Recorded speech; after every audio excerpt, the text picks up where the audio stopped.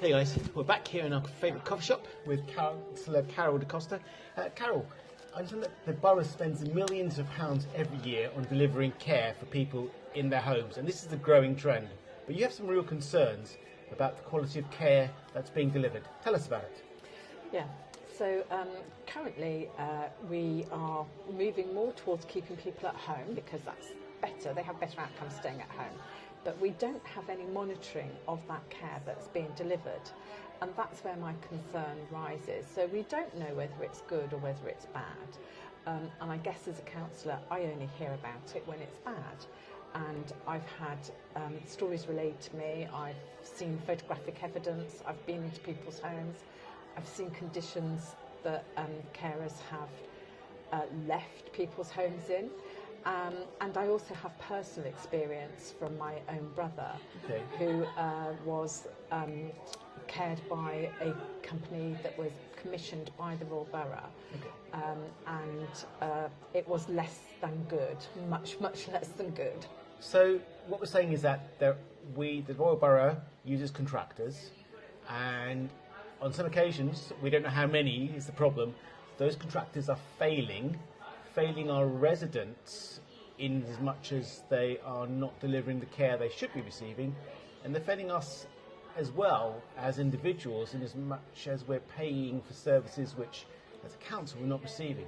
That's correct, yeah. Okay. Can you tell us more about some of the failings that you witnessed and that people have told you about? Okay, so my brother was one of these gadget people who had Ring doorbells and cameras around, and one visit was 1 minute and 45 seconds for a 30-minute visit that we, the council taxpayers, are paying for, and that's just one example.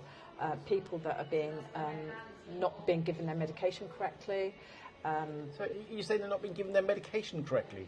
Yes. And so in some cases these are serious medications and they're being overdosed and underdosed? That's correct, yeah. Wow, yeah. and that could clearly have some serious health impacts, or even worse. Absolutely. And I know of one occasion where somebody was found on the floor. An ambulance was called, but the carer left that person there on their own. And it wasn't until tea time, this was the morning call, and it wasn't until tea time, when the tea time visit took place, that the gentleman still hadn't been seen by an ambulance driver. And then was eventually taken into hospital. Wow, this is really serious stuff.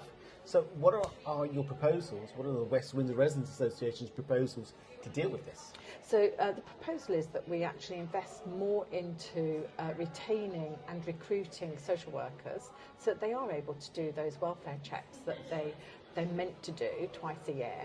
And also I proposed an advocacy system where we have volunteers who can become advocates for vulnerable adults who don't have any family living nearby.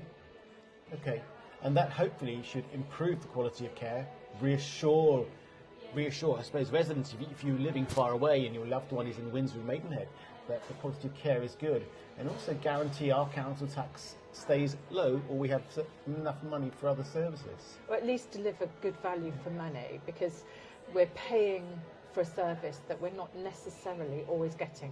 Now, this is not all contractors. There are some contractors that are excellent. They deliver really good care and they go over and above what would be expected. But we do have a few little issues that because of the lack of monitoring, it's falling through the net. Okay.